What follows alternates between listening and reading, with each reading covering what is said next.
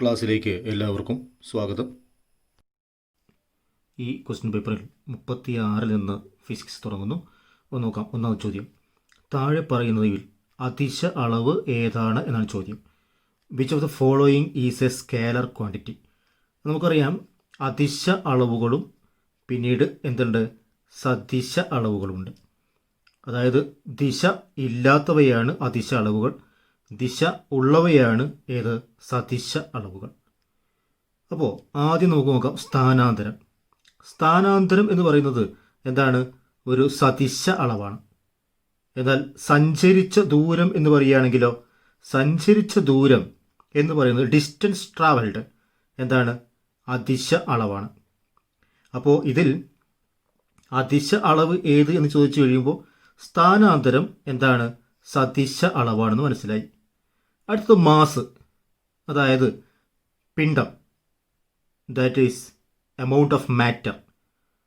ഈ സംഭവം എപ്പോഴും എന്താണ്, ഇത് അതിശ അളവാണ്, ദിശ ഇല്ലാത്ത അളവാണ്.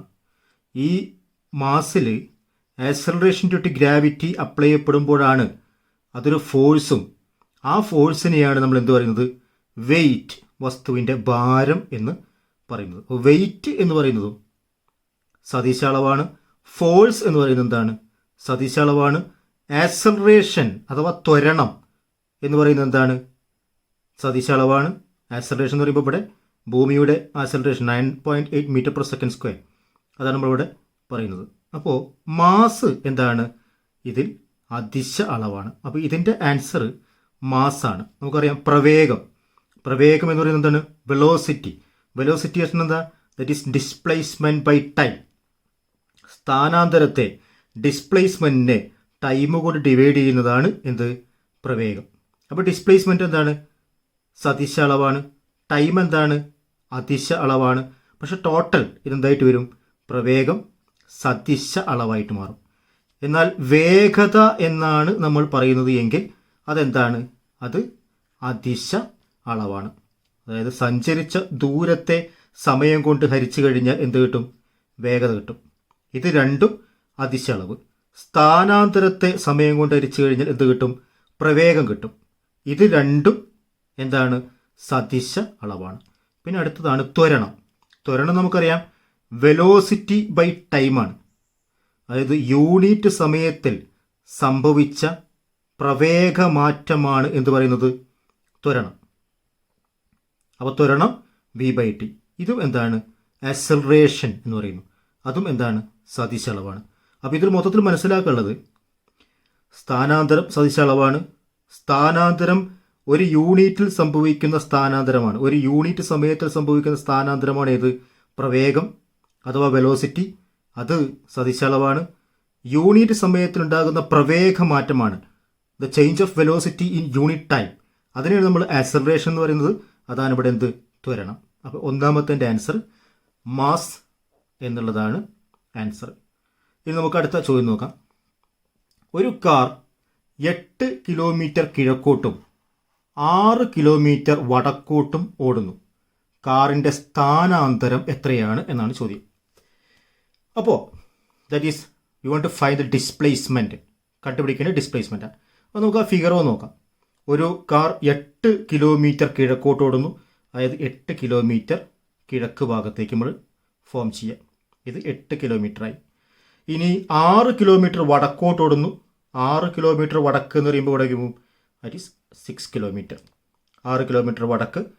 കാറിൻ്റെ സ്ഥാനാന്തരം ചോദിക്കുമ്പോൾ സഞ്ചരിച്ച ദൂരമാണ് ചോദിക്കുന്നതെങ്കിൽ 8 + 6 ദാറ്റ് ഈസ് 14. സ്ഥാനാന്തരം ചോദിക്കുമ്പോൾ ഡിസ്പ്ലേസ്മെൻറ്റ് ചോദിച്ചു കഴിഞ്ഞാൽ ദാറ്റ് ഈസ് ദിസ് ഡിസ്റ്റൻസ്. ഈ ഡിസ്റ്റൻസ് ആണെന്ത്, ഡിസ്പ്ലേസ്മെൻറ്റ്. ഇത് നമുക്ക് പൈതഗോറസ് ട്രയാങ്കിൾ ഉപയോഗിച്ച് കണ്ടുപിടിക്കാം. ദാറ്റ് ഈസ് √8 + 6² ചെയ്ത് കഴിഞ്ഞാൽ ദാറ്റ് ഈസ് √64 + 36 കിട്ടും. ദാറ്റ് ഈസ് ഈക്വൽ ടു √100 കിട്ടും. That is equal to 10 kilometre എന്നുള്ള ആൻസർ കിട്ടും. Therefore here we can find the answer is what, 10 kilometre. എന്നാൽ ചോദ്യം ഇവിടെ സ്ഥാനാന്തരത്തിന് പകരം, നേരത്തെ നമ്മൾ പറഞ്ഞു സ്ഥാനാന്തരം എന്താണ്, വെക്റ്റർ ക്വാണ്ടിറ്റി, സദിശ അളവാണ്. അതിന് പകരം സഞ്ചരിച്ച ദൂരമാണ് ചോദിച്ചിരുന്നതെങ്കിൽ ആൻസർ എന്ത് എഴുതണം, 8 + 6 14 സെൻറ്റിമീറ്റർ. അപ്പോൾ ഒരാൾ 8 കിലോമീറ്റർ കിഴക്കോട്ട് സഞ്ചരിച്ച് വീണ്ടും അവിടുന്ന് 8 കിലോമീറ്റർ പടിഞ്ഞാട്ട് തന്നെ സഞ്ചരിച്ചാൽ എന്താണ് ഡിസ്റ്റൻസ് ട്രാവൽഡ് എന്ന് ചോദിച്ചു കഴിഞ്ഞാൽ 16 കിലോമീറ്റർ ആണ്. പക്ഷേ വാട്ട് ഈസ് ഡിസ്പ്ലേസ്മെൻറ്റ്, സ്ഥാനാന്തരം എത്ര എന്ന് ചോദിച്ചു കഴിഞ്ഞാൽ തുടങ്ങി അവിടെ തന്നെ തിരിച്ചു വരുമ്പോൾ സ്ഥാനാന്തരം എത്രയായിട്ട് മാറും? That is equal to 0. ഇനി ഒരു ക്വസ്റ്റ്യൻ നോക്കാം നമുക്ക്. ദാറ്റ് ഈസ് 8 കിലോമീറ്റർ കിഴക്കോട്ട് സഞ്ചരിച്ചു, വീണ്ടും 6 കിലോമീറ്റർ എവിടേക്ക് സഞ്ചരിച്ചു? വടക്കോട്ട് സഞ്ചരിച്ചു, വീണ്ടും 8 കിലോമീറ്റർ കിഴക്കോട്ട് സഞ്ചരിച്ചു, വീണ്ടും 8 കിലോമീറ്റർ എവിടേക്ക് സഞ്ചരിച്ചു? വടക്കോട്ട് സഞ്ചരിച്ചു. അങ്ങനെയാണെങ്കിൽ ടോട്ടൽ ഡിസ്റ്റൻസ് ട്രാവൽഡ് നമുക്ക് കണ്ടുപിടിക്കാം. But this is displacement. ഇതെന്താണ്? ഡിസ്പ്ലേസ്മെൻറ്റ്. ഡിസ്പ്ലേസ്മെൻറ്റ് എത്ര ചോദിച്ചു കഴിഞ്ഞാൽ നമുക്ക് ഈ ഡിസ്റ്റൻസ് അറിയാം. നമുക്ക് എത്രയാണ്? 10 kilometre. Here also the Pythagoras triangle is here, right triangle is here. Therefore, this distance is also what? 10 kilometer. The total displacement is what? 20 kilometer ആയി നമ്മുടെ total displacement. Therefore, here answer is 10 kilometer എന്നാണ് ക്വസ്റ്റ്യൻ്റെ answer. Next question നോക്കാം നമുക്ക്. That is 30 metre per second square വേഗത്തിൽ ചലിച്ചുകൊണ്ടിരിക്കുന്ന ഒരു വസ്തുവിൻ്റെ ചലനദിശയ്ക്ക് എതിരായി പ്രയോഗിച്ച ബലം ഉപയോഗിച്ച് 15 സെക്കൻഡ് സമയം കൊണ്ട് ആ വസ്തു നിശ്ചലാവസ്ഥയിലേക്ക് കൊണ്ടുവരുന്നു. വസ്തുവിന് ഈ 15 സെക്കൻഡിലുണ്ടായ ത്വരണം കണക്കാക്കുക എന്നാണ് ചോദ്യം. That is equal to one find that is the acceleration. കണ്ടുപിടിക്കേണ്ടത് എന്താണ്? Acceleration. What is given? Acceleration given velocity is given. അത് നമുക്കറിയാം. What is velocity? That is displacement by time. And what is acceleration? Rate of change of velocity. നമ്മളവിടെ പറഞ്ഞു. That is velocity divide by what? Time. And from this equation velocity is given. Velocity 30 metre per second വേഗത്തിൽ ആണ് സഞ്ചരിച്ചു കൊണ്ടിരിക്കുന്ന ഒരു വസ്തുവിൻ്റെ ചലനദിശയ്ക്ക് velocity is equal to what? 30 metre per second. ചലനദിശയ്ക്ക് എതിരായി ബലം പ്രയോഗിച്ച് 15 സെക്കൻഡ് സമയം കൊണ്ട് നിശ്ചലാവസ്ഥയിൽ കൊണ്ടുവരുന്നു. Then what is time? That is 15 seconds. And you get this equation A is equal to V by T is equal to what? തരുമ്പോൾ നമുക്ക് എത്ര കിട്ടും? 2 meter per second. But here you want to find acceleration is negative. അതെങ്ങനെ മനസ്സിലായത്? അവിടെ initial വെലോസിറ്റിയിൽ നമ്മൾ അവിടെ stationery ആയിട്ട് മാറുകയാണ്. അതായത് 0 വെലോസിറ്റിയിലേക്ക് മൂവ് ചെയ്യണം. അതുകൊണ്ട് സംഭവിക്കുന്ന ആക്സലറേഷൻ കുറഞ്ഞു വരികയാണ് ചെയ്യുക. That is negative acceleration, retardation എന്ന് പറയും. ദാറ്റ് ഈസ് നെഗറ്റീവ് ത്വരണം സംഭവിക്കുന്നത്. അതുകൊണ്ട് നമ്മൾ അതിനെ you want to find answer is not 2 metre per second square. You want to put a sign there. അതിൻ്റെ സൈൻ എത്രയാണ്? -2 മീറ്റർ പെർ സെക്കൻഡ് സ്ക്വയർ എന്ന് ഉപയോഗിക്കാം. And next question. 60 ന്യൂട്ടൺ ബലം 3 മീറ്റർ സ്ക്വയർ വിസ്തീർണത്തിൽ ഉപയോഗിക്കുമ്പോൾ ഉണ്ടാകുന്ന മർദ്ദം എത്ര എന്നുള്ളതാണ് ചോദ്യം. ഇനി ഹിയർ നമ്മൾ ഈ മൊത്തത്തിൽ പഠിച്ച ഇക്വേഷനിൽ മനസ്സിലാക്കേണ്ട കുറേ ഇക്വേഷൻ ഉണ്ട്, നമ്മളിവിടെ റിപ്പീറ്റ് ചെയ്യുന്നില്ല. Then next equation we want to find ഫോഴ്സിൻ്റെ ഒരു ഇക്വേഷനാണ്. നേരത്തെ നമ്മൾ കണ്ട് force is equal to M into G or M A എന്നുള്ളൊരു equation. Then here after force കണ്ടുപിടിച്ചതിന് ശേഷം ഇവിടെ ഉണ്ടാകുന്ന മർദ്ദം കണ്ടുപിടിക്കണം. മർദ്ദം is pressure P is equal to, മർദ്ദത്തിൻ്റെ ഡെഫിനിഷൻ എന്താണ്? യൂണിറ്റ് ഏരിയയിൽ സംഭവിക്കുന്ന ഫോഴ്സാണ്. അതായത് യൂണിറ്റ് ഏരിയയിൽ സംഭവിക്കുന്ന ഫോഴ്സ് എന്ന് പറയുമ്പോൾ യൂണിറ്റ് ഏരിയയിൽ സംഭവിക്കുക അറിയുമ്പോൾ എന്തിനോട് ഡിവൈഡ് ചെയ്യണം? എ കൊണ്ട് ഡിവൈഡ് ചെയ്യണം. നേരത്തെ നമ്മൾ യൂണിറ്റ് ടൈം എന്ന് പറഞ്ഞു. യൂണിറ്റ് ടൈമിൽ സംഭവിക്കുക അറിയുമ്പോൾ എന്ത് ഡിവൈഡ് ചെയ്യണം? ടൈം കൊണ്ട് ഡിവൈഡ് ചെയ്യണം. ഇവിടെ നമ്മൾ യൂണിറ്റ് ഏരിയ എന്ന് പറയുന്നു, അതുകൊണ്ട് നിങ്ങൾ എയിൽ ഡിവൈഡ് ചെയ്യണം. അപ്പോൾ പ്രശ്നം എന്ന് പറഞ്ഞാൽ യൂണിറ്റ് ഏരിയയിൽ സംഭവിക്കുന്ന ഫോഴ്സാണ്. Then what is here force നമുക്ക് കണ്ടുപിടിക്കാം. Force is equal to 600 newton ആണ് ഫോഴ്സ് ഇവിടെ ഉണ്ട്, divide by and what is here acceleration 3 metre square, sorry acceleration അല്ല, what is here area 3 metre square കൊണ്ട് ഡിവൈഡ് ചെയ്തു. This is unit Newton and here meter square. What is the answer? Here he get that is equal to what? 200. You get what? 200 newton per metre square എന്ന് കിട്ടും. And 200 newton per metre square you get what 200 newton per metre square. And 200 newton per metre square എന്ന് പറയുമ്പോൾ you can find newton per metre square is transfer as units pascal. പ്രഷറിൻ്റെ unit മർദ്ദത്തിൻ്റെ unit എന്തായി പാസ്കലായി. Then it is equal to answer is 200 pascal is the answer. അടുത്ത question നോക്കൂ. 2 മൊട്ട് സൂചികൾ ഒരു U ആകൃതിയിലുള്ള കാന്തത്തിൻ്റെ ഉത്തര ധ്രുവത്തിലും ദക്ഷിണ ധ്രുവത്തിലും തൂങ്ങിക്കിടക്കുന്നു. ചിത്രം വിശകലനം ചെയ്ത് പി ക്യു എന്നീ അഗ്രങ്ങളിൽ രൂപപ്പെടുന്ന ധ്രുവങ്ങൾ കണ്ടെത്തുക എന്നുള്ളതാണ് ചോദ്യം. നോക്കുക, it is a U shaped magnet ഇവിടെ ഉണ്ട്. ഇവിടെ നോർത്ത് പോൾ ഉണ്ട്, ഇവിടെ സൗത്ത് പോൾ ഉണ്ട്. ഇത് ഉത്തര ധ്രുവം, ഇതെന്താണ് ദക്ഷിണ ധ്രുവം. അപ്പോൾ ഈ നോർത്ത് പോളിനോട് ഇവിടെ അട്രാക്റ്റ് ചെയ്യുന്നത് എപ്പോഴും എന്തായിരിക്കും സൗത്ത് പോൾ ആയിരിക്കും, ദക്ഷിണ ധ്രുവമായിരിക്കും. ഈ സൗത്ത് പോളിനോട് ഇവിടെ അട്രാക്റ്റ് ചെയ്ത് നിൽക്കുന്നത് ആരെപ്പോഴായിരിക്കും നോർത്ത് പോൾ ആയിരിക്കും. സജാതീയ ധ്രുവങ്ങൾ വികർഷിക്കുന്നു, വിജാതീയ ധ്രുവങ്ങൾ അതായത് ഓപ്പോസിറ്റ് പോൾസ് ആണ് എന്ത് ചെയ്യുന്നത് അട്രാക്റ്റ്. എന്നീ അഗ്രങ്ങളിൽ രൂപപ്പെടുന്ന ധ്രുവങ്ങൾ കണ്ടെത്തുക എന്നാണ് ചോദ്യം. അപ്പോൾ പിയിൽ ഇവിടെ എന്തായിട്ട് മാറും വീണ്ടും നോർത്ത് പോളായി മാറും. ക്യൂവിൽ വീണ്ടും എന്തായിട്ട് മാറും സൗത്ത് പോളായിട്ട് മാറും. ദെൻ ആൻസർ നോക്കാം. പി ഉത്തര ധ്രുവം, ക്യൂ ദക്ഷിണ ധ്രുവം. പിയിൽ ഉത്തര ധ്രുവവും ക്യൂവിൽ എന്ത് വേണം ദക്ഷിണ ധ്രുവവും വേണം. അപ്പോൾ പിയിൽ ഉത്തര ധ്രുവം, ക്യൂവിൽ ദക്ഷിണ ധ്രുവം. That is answer is what പിയിൽ ഉത്തര ധ്രുവം, ക്യൂവിൽ എന്താണ് ദക്ഷിണ ധ്രുവം. ദെൻ നെക്സ്റ്റ് ക്വസ്റ്റ്യൻ നോക്കാം. ഒരു വസ്തു സമ്പർക്കം മൂലം പോസിറ്റീവ് ആയി ചാർജ് ചെയ്താൽ അതിൽ കൂടുതൽ ന്യൂട്രോണുകൾ ഉണ്ടായിരിക്കും, കൂടുതലായി ഇലക്ട്രോണുകൾ ഉണ്ടായിരിക്കും, കൂടുതലായി പ്രോട്ടോണുകൾ ഉണ്ടായിരിക്കും, ഇലക്ട്രോണുകളുടെ അഭാവം ഉണ്ടാവും. മനസ്സിലാക്കേണ്ടത് സമ്പർക്കം മൂലമാണ്. 2 ഖരവസ്തുക്കൾ നമ്മൾ സമ്പർക്കത്തിലേർപ്പെടുമ്പോൾ നമുക്കറിയാം അവിടെ സ്റ്റാറ്റിക് ഇലക്ട്രിസിറ്റി ഉണ്ടാവും. ആ ഇലക്ട്രിസിറ്റി ഉണ്ടാകുമ്പോൾ നമുക്ക് പ്രോട്ടോണിന് പോസിറ്റീവ് ചാർജാണ്. അപ്പോൾ ഈ ഒരു അവസ്ഥയിൽ അവിടെ കൂടുതലായിട്ട് ന്യൂട്രോണുകൾ ഉണ്ടാകുമെന്ന് പറയാൻ പറ്റില്ല, കൂടുതലായി ഇലക്ട്രോണുകൾ ഉണ്ടാകുമെന്ന് പറയാൻ പറ്റില്ല, ഇനക്റ്റീവ് ചാർജാണ്. കൂടുതലായി പ്രോട്ടോണുകൾ ഉണ്ടായിരിക്കും എന്നുള്ളതാണ് ഈ ക്വസ്റ്റ്യൻ്റെ ആൻസർ.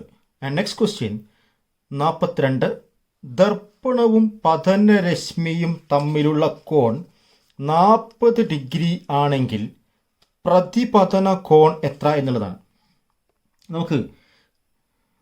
നമുക്കൊരു മിറർ ഉണ്ട്, ദർപ്പണം, ആൻഡ് പെർപെൻഡിക്കുലർ ഉണ്ട്, ലംബം. ദെൻ നമ്മൾ ഒരു രശ്മി റേ അവിടേക്ക് വന്നു. ആ റേ നമ്മളുടെ ഈ പെർപെൻഡിക്കുലറുമായിട്ട് ഉണ്ടാക്കുന്ന ആംഗിളാണ് ആംഗിൾ ഓഫ് ഇൻസിഡൻസ് എന്ന് പറയുന്നത് നമ്മൾക്ക്, അല്ലേ? അതായത് പതനരശ്മിയും ദർപ്പണവും പതനരശ്മിയും തമ്മിലുള്ള കോൺ. അപ്പോൾ ഈ angle of incidence and angle of refraction, ഇതിനാണ് നമുക്ക് എന്ത് പറയുക ആംഗിൾ ഓഫ് റിഫ്രാക്ഷൻ എന്ന് പറയുക. അപ്പോൾ ചോദിച്ചിരിക്കുന്നത് ദർപ്പണവും പതനരശ്മിയും തമ്മിലുള്ള കോൺ 40 ഡിഗ്രി ആണെങ്കിൽ ഇതാണ് ദർപ്പണം, ഇതാണ് പതനരശ്മി, ഇതാണ് ആംഗിൾ ഓഫ് ഇൻസിഡൻസ്, ഇത് angle of reflection. Angle of incidence ആണ്, ഇത് ആംഗിൾ ഓഫ് റിഫ്ലക്ഷൻ ആണ്. പക്ഷേ ഈ ആംഗിൾ പറയുന്നത് ഇവിടെ 40 ഡിഗ്രിയാണ്. അതുകൊണ്ട് ഇത് റൈറ്റ് ആംഗിൾ ആണ്. ഇവിടെ എന്ത് ഡിഗ്രി വരും ഹിയർ ആൾസോ 40 ഡിഗ്രി വരും. ആൻഡ് ഇത് 40 ഡിഗ്രി ആവുമ്പോൾ this angle is what 50 degree. അപ്പോൾ ഇതാണ് ആംഗിൾ ഓഫ് ഇൻസിഡൻസ്, ഇതാണ് angle of reflection, and this angle, ഈ ആംഗിളാണ് ദർപ്പണവും പതനരശ്മിയും തമ്മിലുള്ള കോൺ 40 ഡിഗ്രി പറഞ്ഞിട്ടുണ്ട്. അപ്പോൾ ഈ ആംഗിൾ 40 ഡിഗ്രി ആയിരിക്കുമ്പോൾ ദിസ് ആംഗിൾ, നമുക്ക് ഈ ആംഗിൾ പറയാതെ ഈ ആംഗിൾ പറയാം, this angle is what 50 degree. ഈ ആംഗിൾ 50 ഡിഗ്രി ആയിരിക്കുമ്പോൾ ഈ ആംഗിൾ എത്രയായിരിക്കും 50 ഡിഗ്രി ആയിരിക്കും. ഇതാണ് നമ്മൾ പ്രതിപതന കോൺ, ആംഗിൾ ഓഫ് റിഫ്ലക്ഷൻ എന്ന് പറയുന്നത്. therefore angle is answer is what answer is 3. നോക്കാം. ഭൂമിശാസ്ത്രപരമായി ഉത്തരധ്രുവത്തിനടുത്താണ് ഭൂഘാതത്തിൻ്റെ ദക്ഷിണധ്രുവം, ഭൂഘാതത്തിൻ്റെ ഉത്തരധ്രുവം, ഭൂമിശാസ്ത്രപരമായ ദക്ഷിണധ്രുവം, ഭൂമിയുടെ ഭൂമിതിരേഖ. നമുക്കറിയാം ഭൂമിശാസ്ത്രപരമായിട്ട് നമുക്കറിയാം north Paul and south Paul.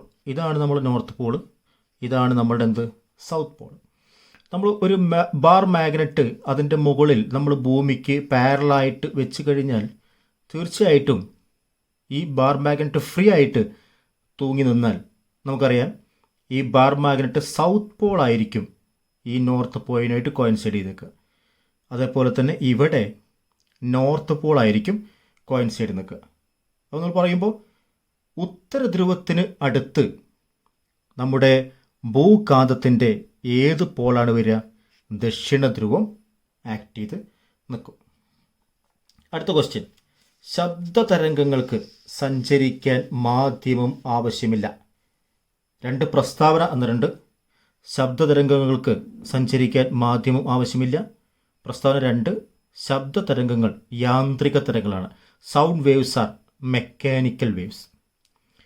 അപ്പോൾ നമുക്കറിയാം ശബ്ദ തരംഗങ്ങൾക്ക് സഞ്ചരിക്കാൻ മാധ്യമം ആവശ്യമുണ്ട് എന്ന് നമുക്കറിയാം.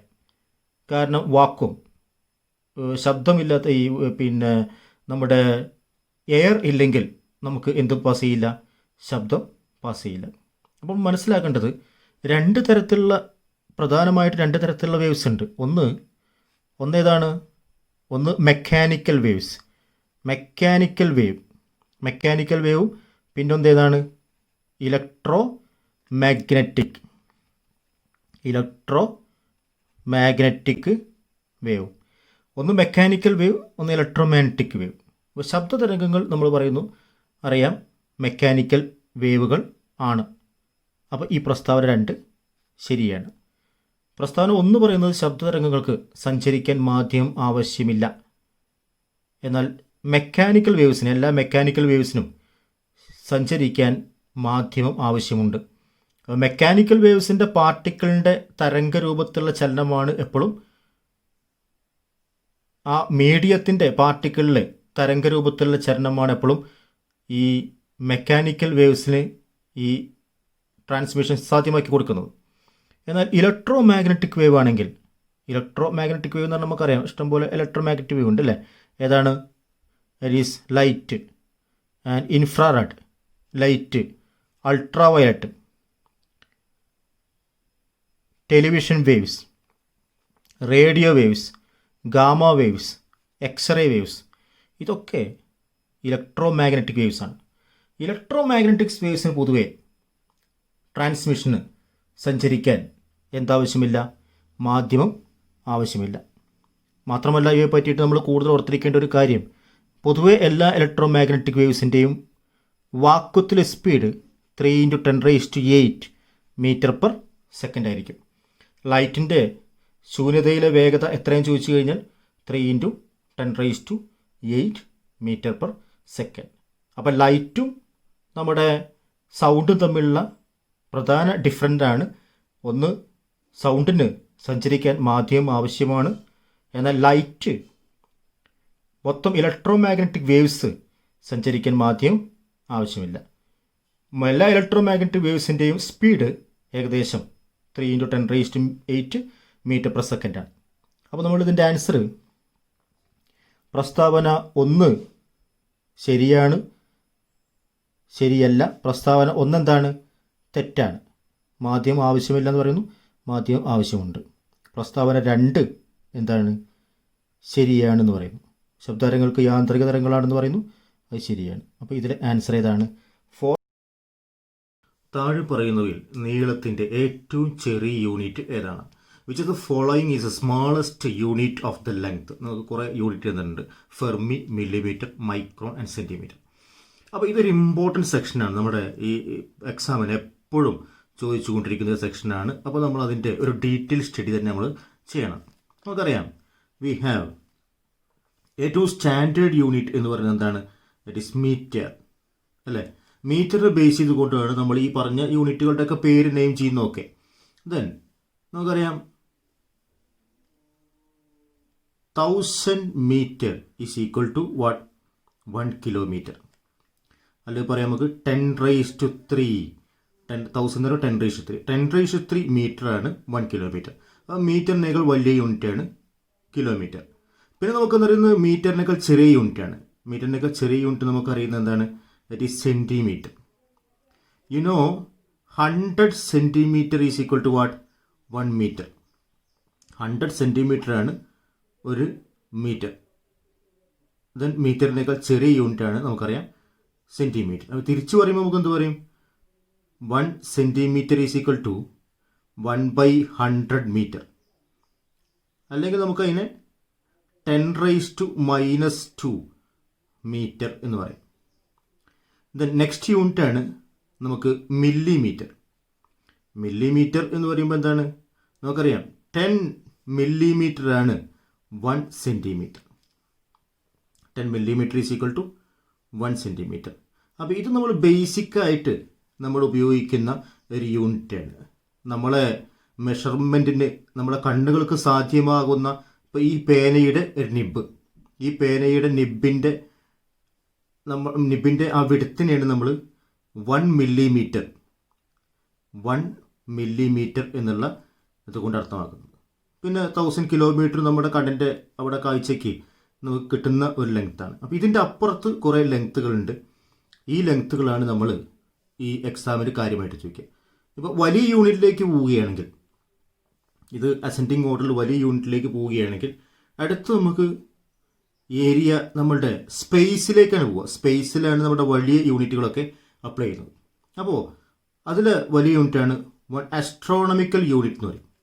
ആസ്ട്രോണമിക്കൽ യൂണിറ്റ് എന്ന് പറഞ്ഞാൽ ഏകദേശം 15 കോടി കിലോമീറ്ററാണ്.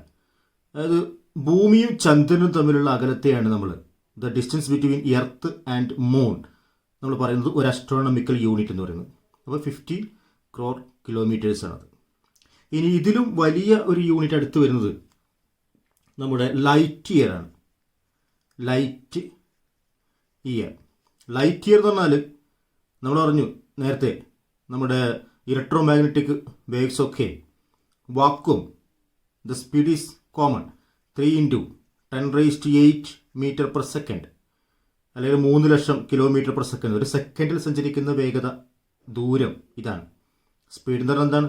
ഒരു സെക്കൻഡ് സഞ്ചരിക്കുന്ന ദൂരമാണ് സ്പീഡ്.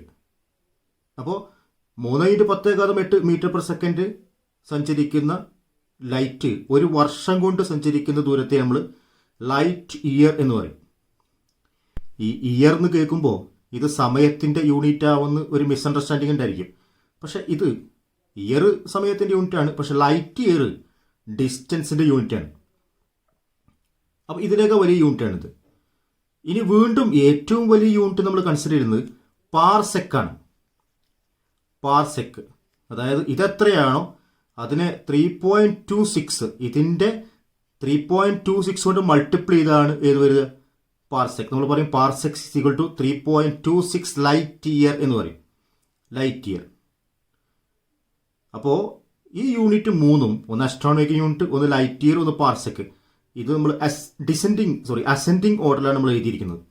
ഇത് അളക്കാൻ ഉപയോഗിക്കുന്ന മേഖലയും വ്യത്യസ്തമാണ്. ഈ ആസ്ട്രോണമിക്കൽ യൂണിറ്റ് നമ്മൾ എവിടെയാണ് ഉപയോഗിക്കുക? സൗരയൂഥം, സോളാർ സിസ്റ്റം ഉണ്ട്. സോളാർ സിസ്റ്റത്തിൽ നമുക്കറിയാം ഇഷ്ടംപോലെ ഗ്രഹങ്ങൾ, പ്ലാനറ്റ്സ് ഉണ്ട്, ആൻഡ് സൺ ഉണ്ട്, ബാക്കിയുള്ള ഉൽക്കകൾ, ക്ഷുദ്രഗ്രഹങ്ങൾ, ഇതൊക്കെ ഉണ്ട്. അപ്പോൾ ഇവയ്ക്കിടയിലുള്ള ഡിസ്റ്റൻസുകൾ, സോളാർ സിസ്റ്റത്തിലെ ഡിസ്റ്റൻസ് അളക്കാനാണ് ആസ്ട്രോണമിക്കൽ യൂണിറ്റ് കാര്യമായിട്ട് ഉപയോഗിക്കുക. നെക്സ്റ്റ് നമുക്ക് ലൈറ്റ് ഇയർ. ലൈറ്റ് ഇയർ എന്ന് പറയുമ്പോൾ നമുക്കറിയാം നക്ഷത്രങ്ങൾ, ഇപ്പോൾ സൂര്യൻ ഇവിടെ സോളാർ സിസ്റ്റത്തിലുണ്ട്, അപ്പുറത്ത് പ്രോക്സിമ സെഞ്ചുറി എന്ന് പറയുന്ന വേറെ ഒരു സ്റ്റാർ ഉണ്ട്. അപ്പോൾ നക്ഷത്രങ്ങൾ തമ്മിലുള്ള അകലം അളക്കാനാണ്, ഡിസ്റ്റൻസ് ബിറ്റ്വീൻ സ്റ്റാർസ് മെഷർ ചെയ്യാനാണ് നമ്മൾ ലൈറ്റ് ഇയർ എന്ന് പറയുന്ന യൂണിറ്റ് ഉപയോഗിക്കുക. ഇനി ഇതൊക്കെ ഒരു ഗാലക്സിയാണ്. ഈ ഗാലക്സിൻ്റെ അപ്പുറത്ത് വലിയ ഗാലക്സി വേറെയുണ്ട്. അപ്പോൾ ഇതൊരു ഗാലക്സി, ഗാലക്സികൾ തമ്മിലുള്ള ഡിസ്റ്റൻസ് അളക്കാനാണ് നമ്മൾ ഏത് ഉപയോഗിക്കുക? പാർസെക് എന്ന് പറയുന്ന യൂണിറ്റ് ഉപയോഗിക്കുക. അപ്പോൾ ഇതിലെ ഏറ്റവും വലിയ യൂണിറ്റ് എന്ന് പറയുന്നത് പാർസെക്കാണ്. ഇനി ഇതിൻ്റെ ബാക്കിലേക്കുള്ള ഡിസെൻഡിങ് ഓർഡറിൽ ഏറ്റവും മൈന്യൂട്ടായിട്ടുള്ള യൂണിറ്റ്സ് ഉണ്ട്. അത് നമ്മൾ ഫിസിക്സിലും നമ്മൾ കെമിസ്ട്രിയിലും ഒക്കെ നമ്മൾ ആറ്റം, മോളിക്യൂൾ എന്നൊക്കെ ഡിസ്കസ് ചെയ്യുമ്പോൾ നമ്മൾ ഉപയോഗിക്കുന്നതാണ് ചെറിയ യൂണിറ്റുകൾ. അപ്പോൾ ചെറിയ യൂണിറ്റിൽ ആദ്യം നമ്മൾ പറയുന്ന യൂണിറ്റ് മൈക്രോ ആണ്.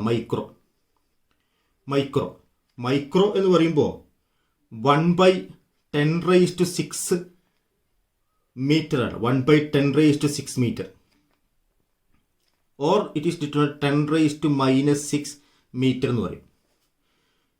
നമ്മളറിയാം പ്ലാസ്റ്റിക്കിൻ്റെ വിഡ്ത്തൊക്കെ പറയുമ്പോൾ തിക്നെസ് ഒക്കെ പറയുമ്പോൾ നമ്മൾ ഇതിലെ പറയുക മൈക്രോ 50 മൈക്രോ ഉള്ള പ്ലാസ്റ്റിക് നിരോധിച്ചു എന്നൊക്കെ നമ്മൾ പറയുമ്പോൾ മൈക്രോൺ യൂണിറ്റ് ഉപയോഗിക്കുക.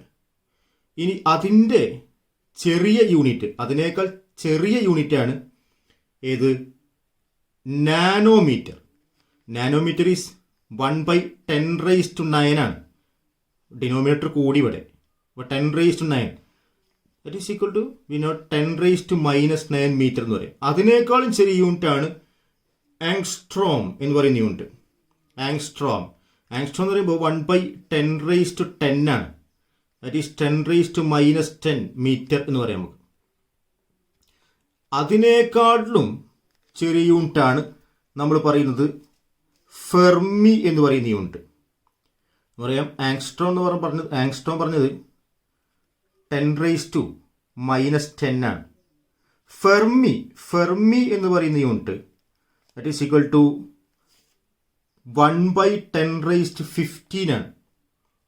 1/10⁻15 ദറ്റ് ഈസ് ഈക്വൽ ടു 10⁻⁻15 എന്ന് പറയാം. അപ്പോൾ ഇവിടെ നമ്മൾ മനസ്സിലാക്കേണ്ട യൂണിറ്റ് മൈക്രോയേക്കാൾ ചെറിയ യൂണിറ്റാണ് നാനോമീറ്റർ. നാനോമീറ്ററിനേക്കാൾ ചെറിയ യൂണിറ്റാണ് 1/10⁻10 എന്ന് പറയുന്ന ആങ്സ്ട്രോം. അതിനേക്കാൾ ചെറിയ യൂണിറ്റാണ് ഫെർമി, ദറ്റ് ഈസ് 1/10⁻15 എന്ന് പറയുന്ന യൂണിറ്റ്. അപ്പോൾ ഇതിൽ നോക്കുമ്പോൾ പെട്ടെന്ന് ഐഡൻറ്റിഫൈ ചെയ്യാം, ഫെർമിയാണ് ഏറ്റവും ചെറിയ യൂണിറ്റ്. പിന്നെ വരുന്ന ചെറിയ യൂണിറ്റ്, അതായത് ഫെർമിയേക്കാൾ വലുത് ഇതിൽ വരുന്നതാണ് മൈക്രോൺ ആണ്. പിന്നെ അതിനേക്കാൾ വലുത് വരുന്നത് മില്ലിമീറ്റർ, സെൻറ്റിമീറ്റർ ആണ്. അപ്പോൾ ഈ ഒരു പാർട്ട് കൃത്യമായിട്ട് പഠിച്ചു വെക്കണം. വലിയ യൂണിറ്റോ ചെറിയ യൂണിറ്റോ എപ്പോഴും ഈ കോമ്പറ്റീറ്റീവ് എക്സാമിൽ നമുക്ക് ചോദിക്കുന്നതാണ്. Next question. ഒരു വസ്തു നിശ്ചലാവസ്ഥയിലായിരിക്കുമ്പോൾ, വളരെ സിമ്പിൾ ഒരു ക്വസ്റ്റ്യൻ ആണ്, ആയത് നമുക്ക് കൺസിഡർ ചെയ്യുന്നുണ്ട്. ഭൂഗുരുത്വാകർഷണ ബലം പ്രയോഗിക്കുന്നില്ല. ഭൂഗുരുത്വാകർഷണ ബലം എപ്പോഴും ഏത് വസ്തുക്കളിലും നമ്മൾ എന്ത് ചെയ്യും? പ്രയോഗിക്കും. അപ്പോൾ ഈ പ്രസ്താവന തെറ്റാണ്. വസ്തുവിൽ പ്രയോഗിക്കുന്ന ബലം ഒരു സമ്പർക്ക ബലമല്ല. സമ്പർക്ക ബലമല്ല എന്നുള്ള പ്രസ്താവനയും എന്താണ്? തെറ്റാണ്. ഒരു തരത്തിലുള്ള ബലവും വസ്തുവിൽ പ്രയോഗിക്കുന്നില്ല. ഈ വസ്തുവിൽ ഒരുപാട് ബലങ്ങൾ പ്രയോഗിക്കപ്പെടുന്നു എന്നതുള്ള സത്യം. വസ്തുവിൽ പ്രയോഗിക്കുന്ന വിവിധ തരത്തിലുള്ള ബലങ്ങൾ തമ്മിൽ സന്തുലനത്തിലാവുന്നു. വസ്തുവിൽ ഒരുപാട് ബലങ്ങൾ പ്രയോഗിക്കുന്നുണ്ട്, പക്ഷേ ഈ ബലങ്ങളൊക്കെ പരസ്പരം എന്ത് ചെയ്യുന്നു? ക്യാൻസലാവുന്നു എന്നുള്ളതാണ് സത്യം. അവിടെ നിശ്ചലാവസ്ഥയിലിരിക്കുന്ന വസ്തുവിൽ ഗ്രാവിറ്റേഷണൽ ഫോഴ്സ് ഉണ്ട്, ഒരുപാട് ബലങ്ങളുണ്ട്, പക്ഷേ ഈ ബലങ്ങളൊക്കെ എന്ത് ചെയ്യുന്നു? എല്ലാ ബലങ്ങളും കൂടിയിട്ട് അത് നിശ്ചലാവസ്ഥയിലേക്കാവുന്നു. നമ്മുടെ ഓപ്പോസിറ്റായിട്ട് ഇവിടെ സർഫസ് എന്ത് ചെയ്യുന്നുണ്ട്? ബലം പ്രയോഗിക്കുന്നുണ്ട്. അങ്ങനെ ഒരുപാട് ബലങ്ങൾ ഈ പാർട്ടിക്കിൾ അനുഭവപ്പെടുന്നു. ആ ബലങ്ങളൊക്കെ എന്ത് ചെയ്യുന്നു? സന്തുലിതാവസ്ഥയിലാവുന്നു. അതുകൊണ്ട് 4 ഈസ് ദ ആൻസർ. നന്ദി. ക്ലാസ് ഇഷ്ടപ്പെട്ടുവെങ്കിൽ ലൈക്ക് ചെയ്യുക, നിങ്ങളുടെ കൂട്ടുകാർക്ക് വേണ്ടി ഷെയർ ചെയ്യുക, ചാനൽ സബ്സ്ക്രൈബ് ചെയ്യുക.